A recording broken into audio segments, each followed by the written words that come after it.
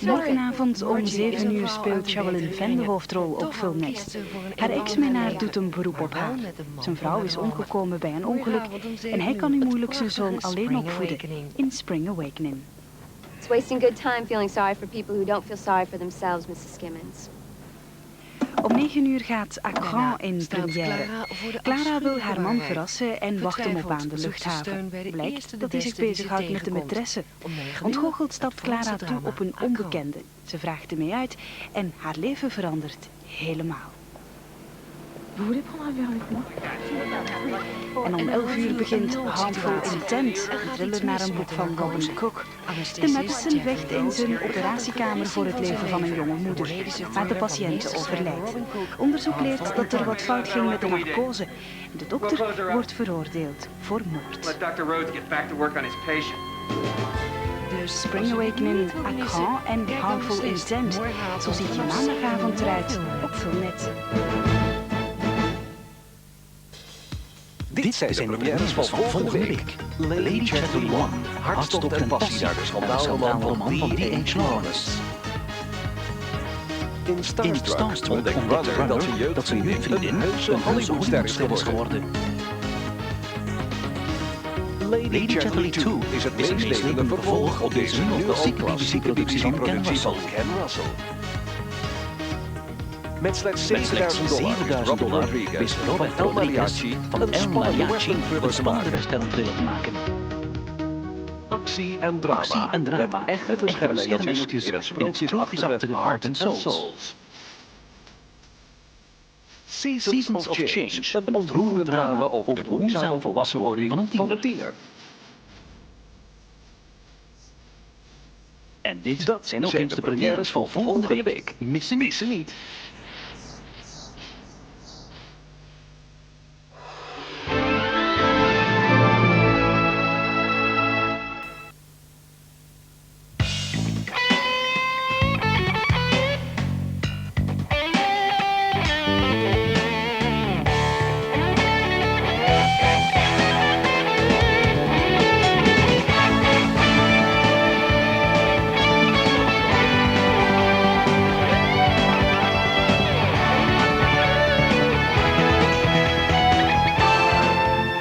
Coming up on Hollywood One-on-One, is Waterworld a washout? We'll hear from Kevin Costner. Am I embarrassed that the budget is as high as it was? Yeah. Also, Daniel Stern gets his feet wet with the Cub Scouts. You were attacked by a giant grizzly bear. Oh, but you played dead like a genius. Well, of course I did! And Alicia Silverstone is clueless and loving it. Survey set? I thought it reeked. I believe that was your designer imposter perfume.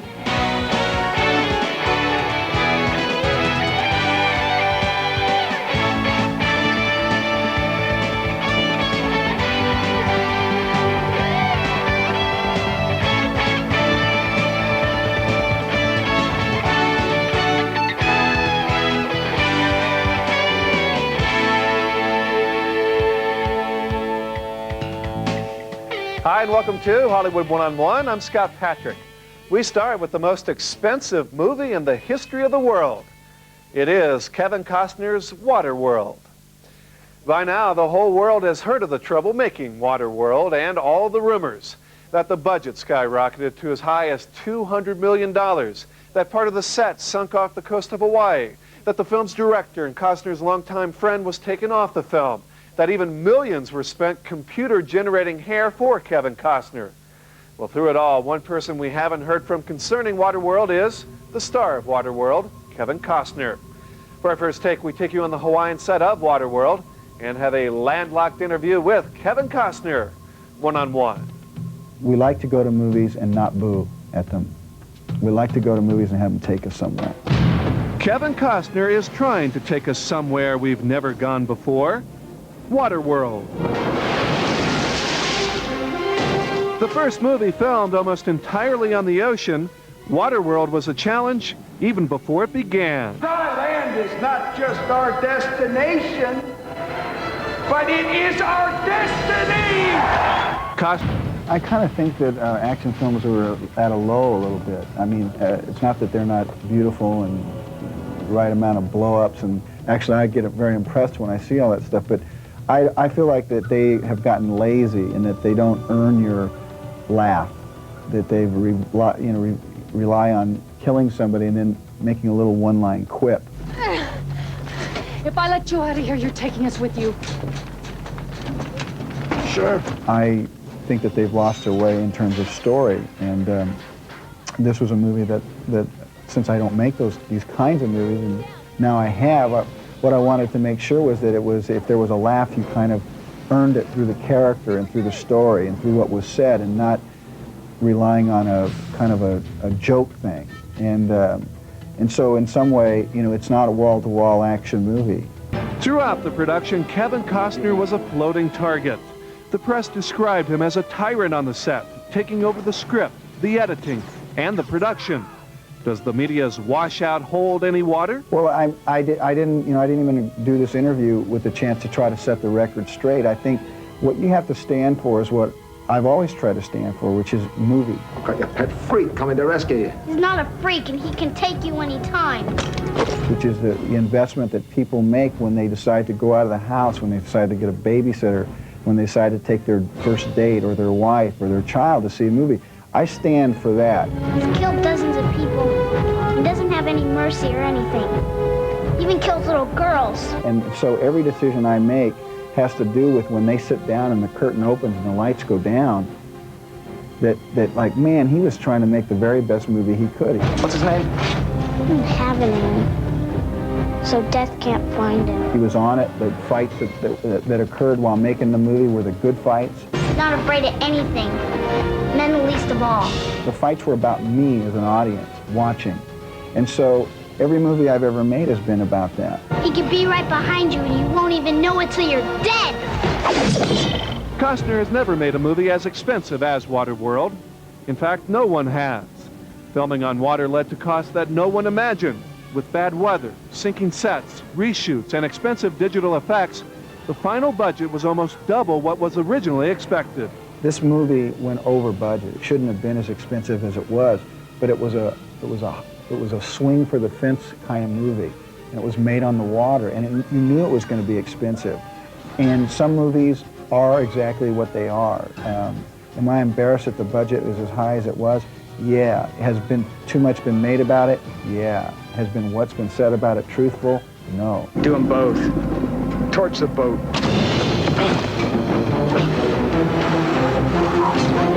We have to go under. I wish the media would take care of our deficit in our country and not necessarily the problems that a movie occurs, because movies aren't all meant to cost the same. They just aren't. They're a dynamic product. Some movies can be made for $2 million, for $200,000, some for $50 million, blah, blah, blah. Ah, I can't breathe like you! I'll breathe for both of us. So there's a story behind what everything, you know, is, and people that really will line up to go if they do. And that's what I want, because that's why I make them. Well, that's not important to them. Important to them is there a beginning, a middle, and an end? Is there somebody that they can relate to? Has he taken me to some new places? And that was my obligation, and that's what I do. What does Costner's former friend and former director Kevin Reynolds have to say about his experience on Waterworld? Well, he told Entertainment Weekly magazine that in the future, Costner should only appear in pictures he directs himself. That way, he can always work with his favorite actor and director. Ouch. Still ahead on Hollywood One-on-One, you'll meet one of the hottest young actresses in Hollywood, Alicia Silverstone. But first, Daniel Stern gets whacked again and again in the new movie, Bushwhacked. He'll tell us the joys of getting beaten up by little kids in movies. That's next. One-on-One.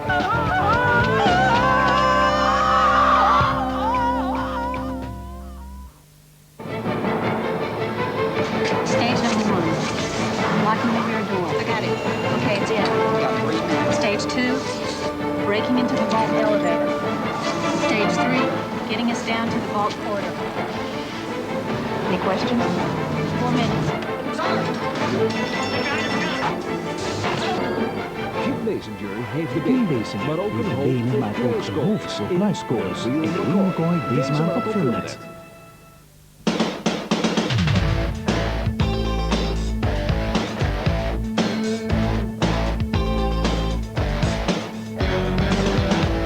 welcome back to Hollywood One-on-One.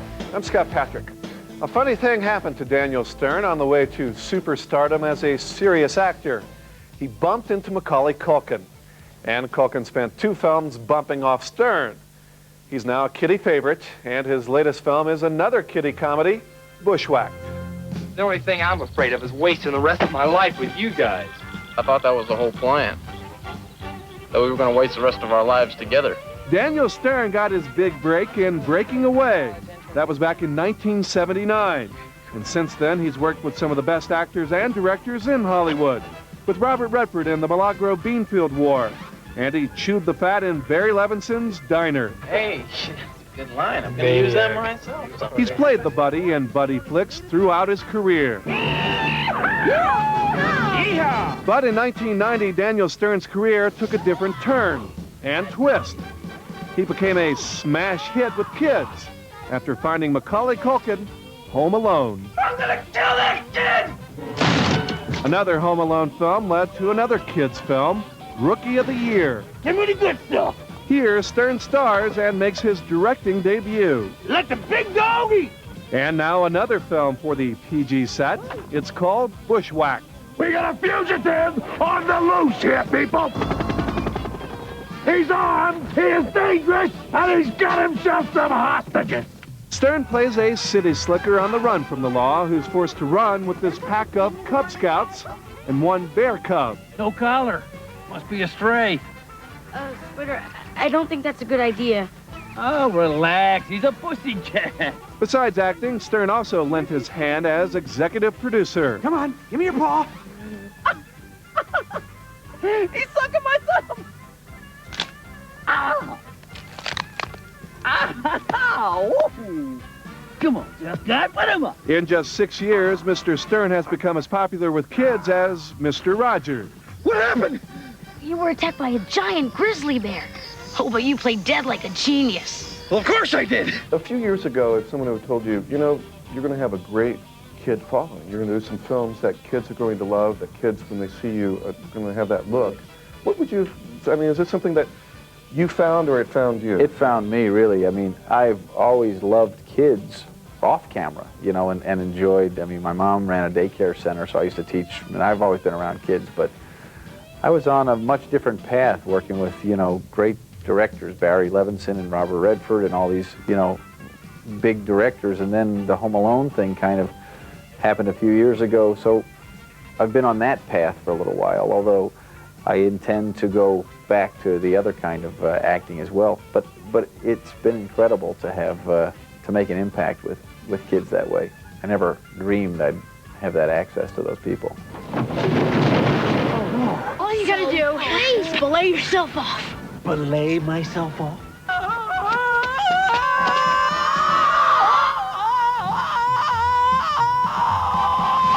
Take your time, guys. Oh, very funny. In Bushwhacked, Stern found himself in the bushes and trees and mountain cliffs. I don't believe it. Well, Max, we tried anyway. Not everything. The film was filmed on location, and Stern did all of his juvenile stunts, including this stretch of his talents. According to your body mass, you should be able to hold out for another 3.5 minutes. Oh, good. Then take your time. We were up on top of a ski resort, and there was a cliff built where I was strapped across. There were 2 straps I was laying on that actually went through my costume to suspend me up. And the kids just, I was a little surprised to see that rig when I got to the set that day. Really? It's not a blue screen? Where's the board I'm going to be lying on? There's none of that. And what are the wind conditions? I'm sure you were... It was windy the up there. coldest. It's always windy. It was the coldest day that we shot. I mean, Yeah. the most. And once I got strapped in, I couldn't move. And I had that Saturday Night Fever costume on. You know that like the open neck. It was pain. That was the most painful thing I think I've ever done in a movie. In a movie? Yeah. And you've done a few. I've done a lot of pain, and that's saying a lot for me because Yeah. I've been beaten and abused probably as much as anybody in pictures. I got us into this mess, and I'm gonna get us out of this mess. He's lived to tell the tale, and now after 4 kid films and 4 kids walking all over him, Daniel Stern says, "From here on out, there'll be no children appearing in any of my films. I love them, but it's a little taxing after a while." All right, knock it off! The original name of Bushwhack was Tenderfoots. Just thought your life would benefit from knowing that. Still ahead on Hollywood One-on-One, Hugh Grant has the look. He also has the hair. Too much of it if you ask the director of his new film, 9 Months. We did ask him, and that's in the real news next. One-on-One.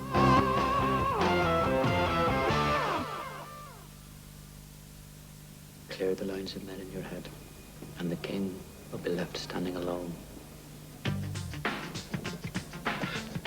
My son has a gift. He is better at this. What's his name? Than I have ever been at anything. Which one is you? In my life. This is you. Een kleine jongen speelt schaak als de beste in Innocent Moves. Deze maand op Filmnet.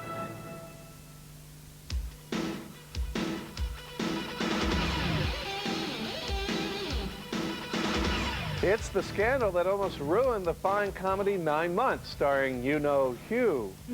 No, the scandal wasn't you-know-what. It was Hugh Grant's hair. This Fops Flop Top tops the real news this week.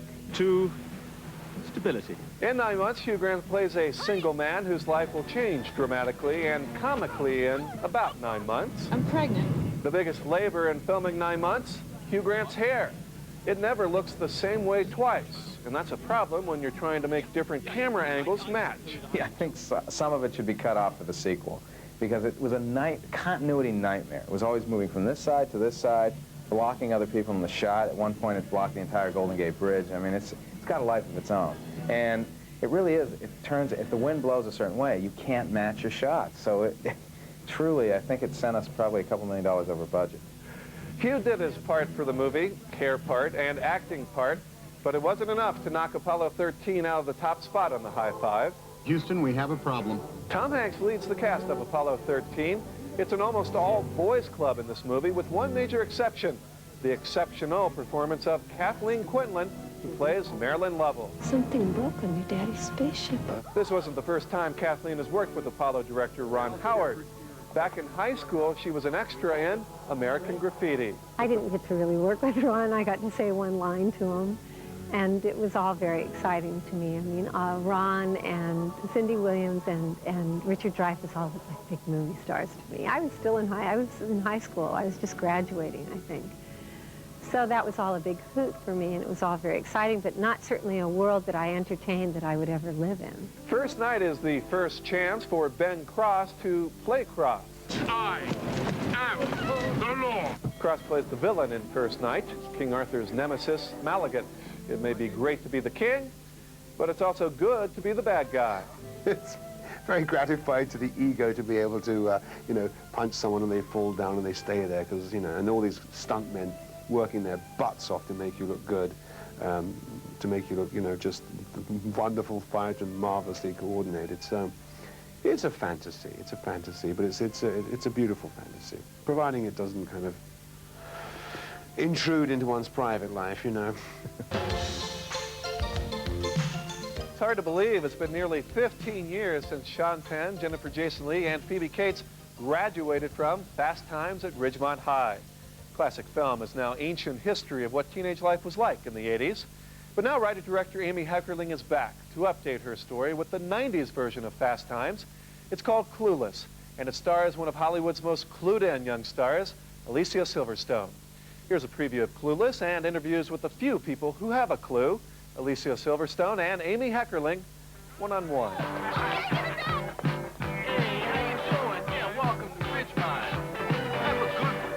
In 1981, Fast Times at Ridgemont High was a sign of the times. Oh, gnarly! An instant classic, Fast Times captured 80s teenhood like no other film before or since. Stacy, what are you waiting for? You're 15 years old. Now, after waiting nearly 15 years, Fast Time director Amy Heckerling is back with a new class act in Clueless. Did I miss something? Is Big Hair back? Now, big hair isn't back. Neither are polo shirts, headbands, or designer jeans. The times have changed. But according to Heckerling, the kids haven't. What the hell is that? A dress. Says who? Calvin Klein. You know, it's not so much that I was thinking about how kids have changed, but how the world has changed, which is everything that was scary then. Say, like, you're a kid, are you going to make the decision to do drugs, to have sex, you know, because what, you get addicted or you can get pregnant? Now is like, you know, with pot turning to crack and getting pregnant turning to AIDS, it's like the stakes are so much higher that I just can't deal anymore, so I like escape into some sort of like fantasy land. Playing the queen of that fantasy land, Alicia Silverstone as Cher. Hey, Cher. Dion and I were both named after great singers of the past who now do infomercials. She's rich, she's popular, and she's a snob. Ew! Get off of me! Ugh, as if! And according to Alicia, she's nothing like herself. Like people were on mismatched chairs and all. No. I don't think I'm anything like Cher. But I think that it would be nice to be like Cher. I think she's so great. Hello? There was a stop sign? I totally paused. It's extreme. This is not real. And I would die if it was. That would be horrible. But it's hysterical the way it is. Wow. You guys talk like grown-ups. Oh, well, this is a really good school. For Silverstone, the hardest part about being clueless, learning the foreign language. I knew none of these terms, and they were really hard for me to get. Nice stems. Thanks. But no, I didn't know them, and it is a whole nother language. I think Amy has done something really artistic with this. I mean, really created a wonderful language. So I was like totally bugging with some words that she picked up hanging around the school, you know? Keep miming talking. Okay. That's funny. To create these words of wisdom, Amy Heckerling spent her days at Beverly Hills High and her nights studying MTV. It comes in from everywhere, because you could say, like, you know, while I was in the high school, I'd be asking people, whatever. While you're watching MTV, you're making notes of new words. Classic. Then when you're casting, you say, you know, where are you from? What do you use to say, I'm really happy? What would be the word you would use locally? This is raisin. And it all starts out as sort of grassroots. One creative person makes up a word somewhere and it spreads. Survey set? I thought it reeked. I believe that was your designer imposter perfume.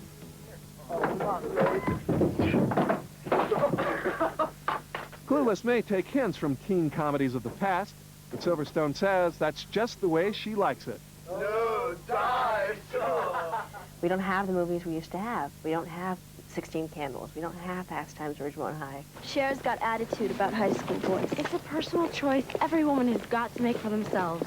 A lot of it is also like, I hope kids come and, you know, say, ooh, this is what being a teenager will be like. The way I looked at Bye Bye Birdie when I was a kid, like, oh, that looks like fun. I want to grow up and have pink pants and dance.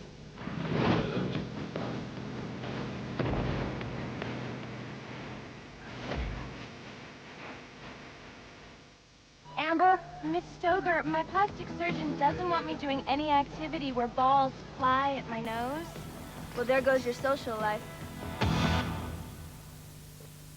Silverstone may be the latest sex object du jour, but she insists she'll never do a nude scene. In fact, she turned down her latest role in The Babysitter several times until the filmmakers agreed to take out all nudity in the script.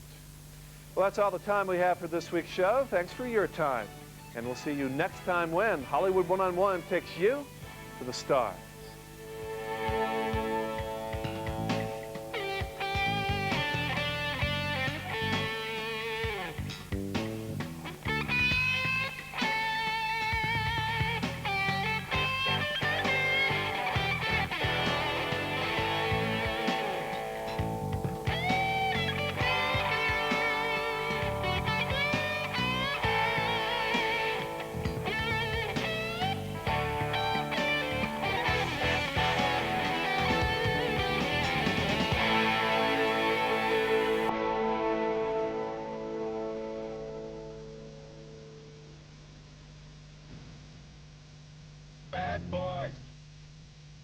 This hurt you yet.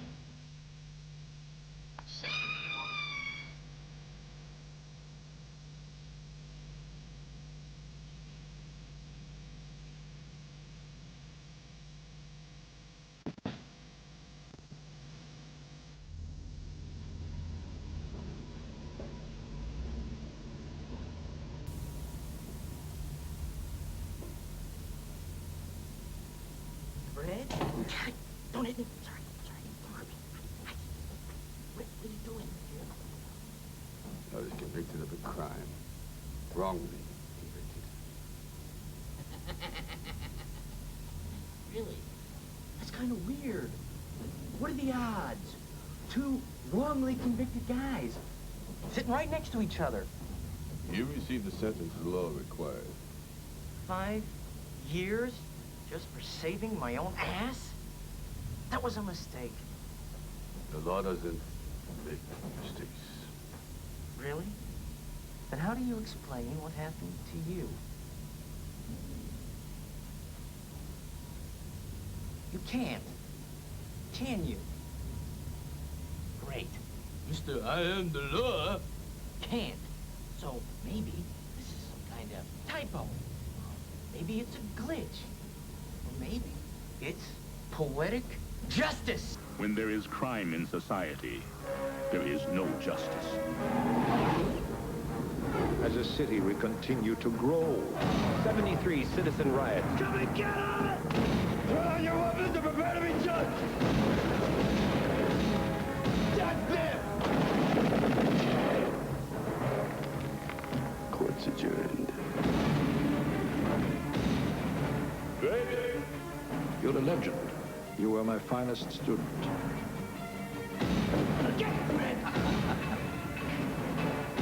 Fred. You're under arrest. What's the charge? Murder. The evidence is falsified! Guilty as charged. I am not the law! I am the law! You want chaos? The sentence shall be life imprisonment. I'm the chaos. Fred? Let me crush him, Paul! Excuse me? We're not together. It's not for this council to play God! Who says politics is boring?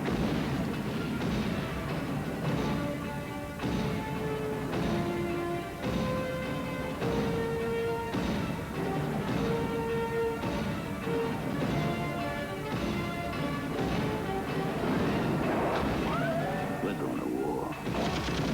You're alone! Born to be with great! Mr. I am the law. We got a lot in common. I'll be the judge of that. Fred, look out!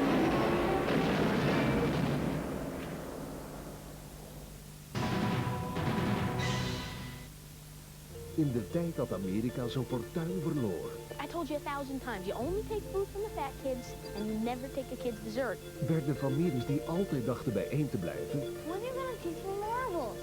All the important stuff can't be taught, okay? You just have to learn. uit elkaar gerukt. Sullivan will be going away for a while. I don't wanna go. Ouders konden de zorg van hun kinderen niet meer dragen. You're going to be okay. You're a smart boy. Ze moesten zichzelf zien te redden. What does your father do? He flies airplanes.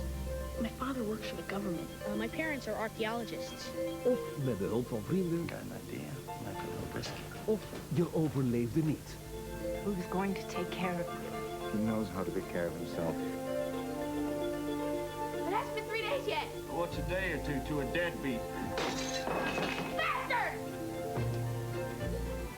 King of the Hill.